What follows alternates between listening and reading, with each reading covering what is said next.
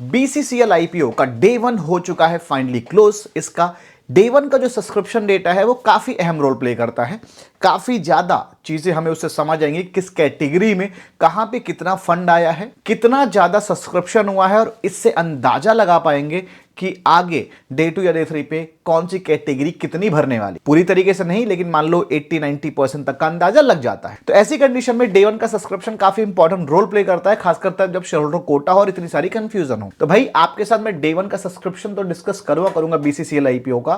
इसके साथ ही आपको हर एक कैटेगरी का, चाहे शेयर होल्डर हुआ, एचएनआई हुआ, रिटेलर्स हुआ, सबका इंडिविजुअली सब्सक्रिप्शन डेटा, कितना पैसा आया, एक्सपेक्टेड सब्सक्रिप्शन क्या हो सकता है, और अकॉर्डिंगली कौन सी कैटेगरी बेस्ट होगी अगर जो हमें जाना है तो।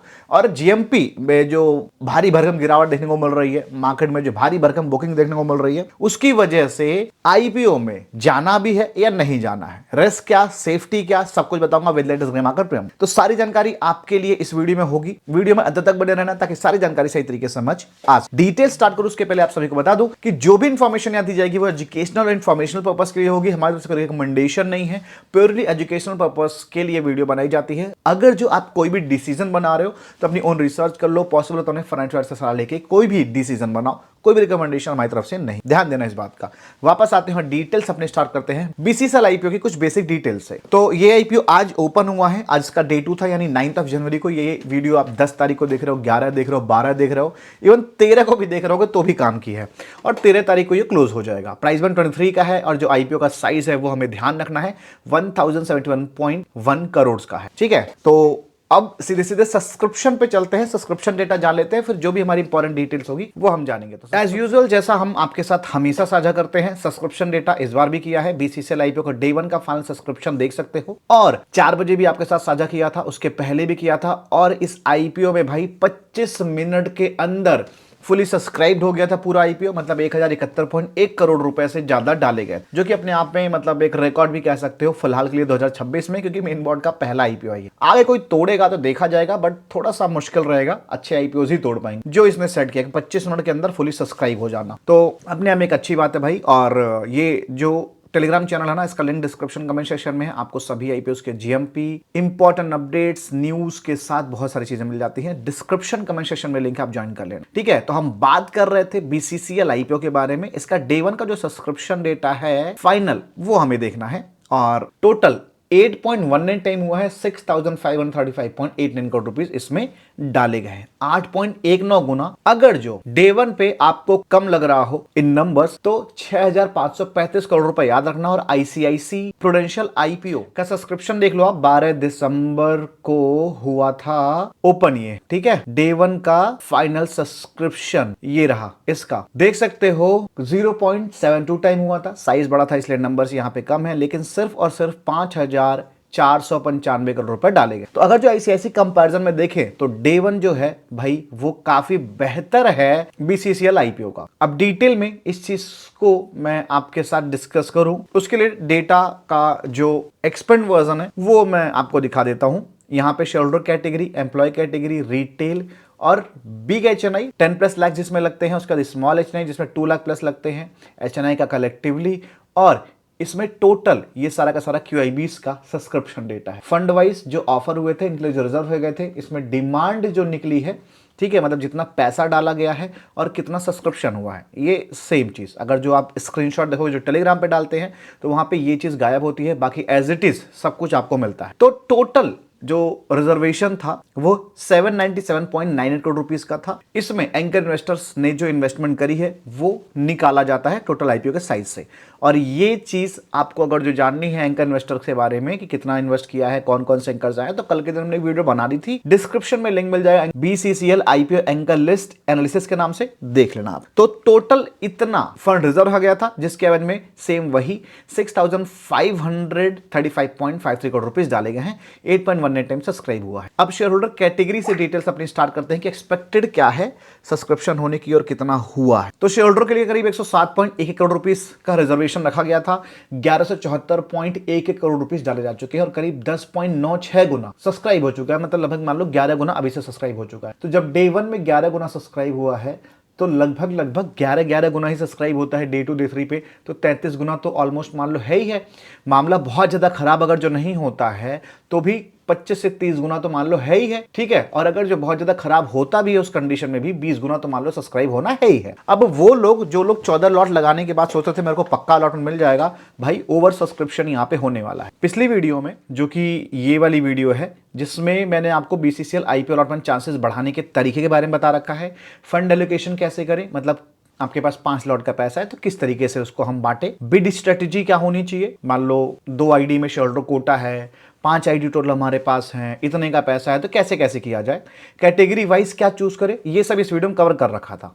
तो इस वाली वीडियो में मैंने आपको बताया था कि जब भी ओवर सब्सक्रिप्शन ह्यूज होता है शेयर होल्डर कैटेगरी में, उस सिनेरियो में लॉटरी बेसिस पे आपको अलॉटमेंट मिलता है, ठीक है। ये वाली वीडियो आप देख लेना इस पूरी स्ट्रेटेजी को समझने के लिए कि मतलब बिड वाइज एलोकेशन कैसे करेगा जब आपको कंफ्यूजन है तो, क्योंकि वो सेम चीज इस वीडियो में कवर नहीं करूंगा, ऑब्वियसली वीडियो लंबी हो जाएगी, बहुत लंबी वीडियो बना क्या ही मतलब है। तो इसका same BCCL IPO allotment chances बढ़ाने का तरीका, fund allocation, bid strategy, category wise के नाम से डिस्क्रिप्शन में लिंक मिल जाएगा, देख लेना। तो सेम वही चीज कि मान लो अगर जो ये 25 से 30 गुना सब्सक्राइब हो गया तब तक तो मामला ठीक है, लेकिन अगर जो इससे ज्यादा होता है तो वो ह्यूज ही कैटेगरी में आएगा, और उस केस में आपका जो अलॉटमेंट होगा ना वो प्रोपोर्शनेट बेसिस पे ना होकर कन्वर्ट हो जाएगा लॉटरी बेसिस पे। तो शेयर होल्डर कोटे में उम्मीद यही जताई जा रही है कि करीब करीब मान लो 30-35 गुना तो होना है। इफ इन केस कि मार्केट खराब है, मार्केट सही नहीं है, अगर जो सब्सक्रिप्शन 25 गुना तक ही होता है तो उस केस में 14 लॉट लगाने का सिनेरियो बेहतर ढंग से होगा, क्योंकि वहां पे अलॉटमेंट के चांसेस हाई तब होंगे। लेकिन अगर जो ये 35 गुना 40, 50, 60, 80, 100 गुना होता है, उस केस में शेयर होल्डर कैटेगरी में भी 1 या 2 लॉट लगाने का ही ज्यादा बढ़िया पर्पस होगा। तो शेयर होल्डर कैटेगरी में अगर जो लगाना है तो मैं बोलूंगा कि अभी रुकना ज्यादा ठीक होगा, ये देख लेना ज्यादा सही होगा कि डे 2 की क्लोजिंग क्या कहती है। तो डे 3 पे आप आराम से फिर चूज करना कि शेयर होल्डर में एक बार लगा रहे हैं, मान लो आप एलिजिबल हो शेयर होल्डर के लिए, उसके साथ आप रिटेल को चूज कर रहे हो, स्मॉल एचएनआई को चूज कर रहे हो या बिग एचएनआई को चूज कर रहे हो, क्योंकि एक ही आईडी से आप कोई भी 2 बिड लगा सकते हो। एक तो शेयर होल्डर कोटा लगाना ही लगाना है, उसके अलावा रिटेल, बिग एचएनआई और स्मॉल एचएनआई लगा सकते हो। तो वो चीज उस टाइम में डिसाइड होगी, but expected subscription 30x plus तो होना है ही है, और 50 भी चला तो कोई बड़ी बात नहीं। लेकिन यहां पे मार्केट क्योंकि खराब है, मार्केट सेंटिमेंट्स अच्छे नहीं है, उस वजह से मैं सिर्फ कह रहा हूं कि हो सकता है सब्सक्रिप्शन कम हो जाए और हो सकता है लोग इससे दूर भागे, बस वो एक बात है, नहीं तो सब्सक्रिप्शन नंबर्स यहाँ पे अच्छे होने हैं। इसके अलावा जब शेयर होल्डर कैटेगरी में हम ये डिसाइड कर ले कि हमें कितने लॉट लगाने हैं, 14 लॉट लगाने हैं, 1, 2, 5 लॉट लगाना है, उसके बाद हमें रिटेलर्स की तरफ आना है। अगर जो रिटेलर्स में जाना है तो रिटेलर्स कैटेगरी में सिर्फ 1 लॉट लगाना है, कोई स्ट्रेटजी नहीं, क्योंकि इसमें आप 10 लगाओ, 12 लगाओ, 14 लगा दो, काउंट एक ही होता है, एक ही काउंट होता है, एक ही मिलता है। तो इसमें एक से ज्यादा लगाना नहीं है। अब रहा स्मॉल एचएनआई, जिसमें 2 लाख से 10 लाख की बिड कर सकते हैं, ठीक है। तो स्मॉल एचएनआई में अभी 45 गुना हो चुका है। एक्सपेक्टेड है अगर जो सिमिलर सा ही सब्सक्रिप्शन होता है तो 150 से 200 गुना तो होगा in a positive condition. In a negative condition 100x होगा।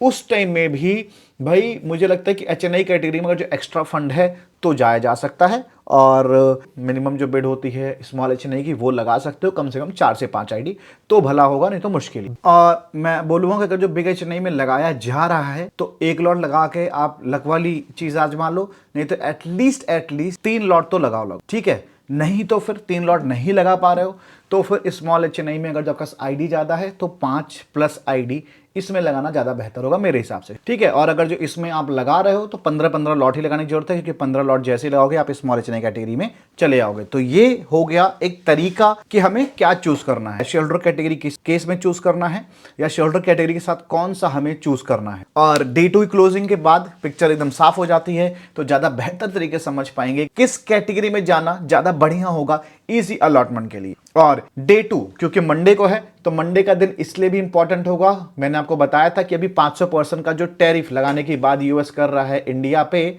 आपके साथ इवन मैंने टेलीग्राम पे साझा भी किया था कल के दिन, ये रहा। इसकी सुनवाई आज रात को यूएसए कोर्ट में होने वाली है कि मतलब ये गलत है या सही है। अगर जो यूएसए कोर्ट ने बोल दिया सही है, उसके वजह से हमारा इंडियन मार्केट जो है, एटलीस्ट इंडियन मार्केट और चाइनीज मार्केट या दूसरे मार्केट में इंपैक्ट आएगा, पर इंडियन मार्केट में ज्यादा इंपैक्ट आएगा और हमें मंडे को नेगेटिव खुलता हुआ दिखेगा, नेगेटिव रहता हुआ ही दिख सकता है। इस वजह से मंडे को पिक्चर साफ हो जाएगी इस आईपीओ में जाना सेफ है या नहीं है, और मंडे क्लोजिंग तक। और फिर थर्ड डे पे आराम से सुबह से टाइम रहेगा हमारे पास, दिन में कभी भी लगा लेंगे। और मैं तो भाई खुद लास्ट डे ही लगाने वाला हूं। फिलहाल मार्केट जो सिचुएशन है वो आईपीओ के लिए मैं सही तो नहीं बोलूंगा। आज के दिन भी अगर जो आपने मार्केट देखा होगा तो अच्छा खासा बुकिंग आया है। तो जब मार्केट गिर रहा होगा तो आईपीओ कहां से बच जाएगा। आप इंडिविजुअली इस आईपीओ में क्या किया जाए, डे 2 में जाया जाए ना जाया जाए, मैं बोलूंगा भाई डे 2 में मार्केट सुबह कैसा रहता है और एटलीस्ट एक आध घंटा देखने के बाद अगर जो मार्केट सेंटिमेंट्स पॉजिटिव हो जाते हैं, न्यूज हमारे फेवर में रहती है, इन दैट केस काफी पॉजिटिव होगा, आईपीओ अच्छा कर सकता है।